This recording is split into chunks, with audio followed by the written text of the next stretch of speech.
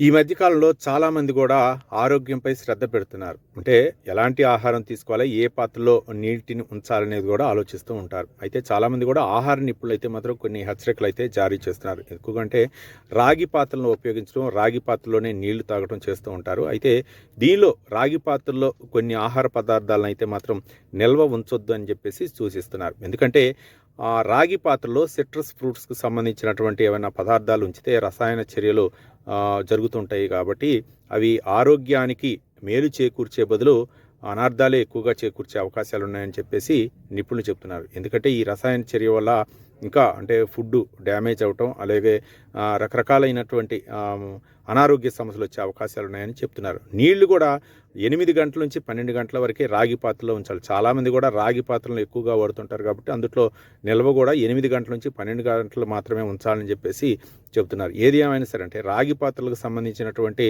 ఎక్కువగా వాడేవాళ్ళు మాత్రం అందులో సిట్రస్ ఫ్రూట్కి సంబంధించినటువంటి పదార్థాలు ఉంచకపోవటమే మేలని చెప్పేసి నిపుణులు అయితే సూచిస్తున్నారు.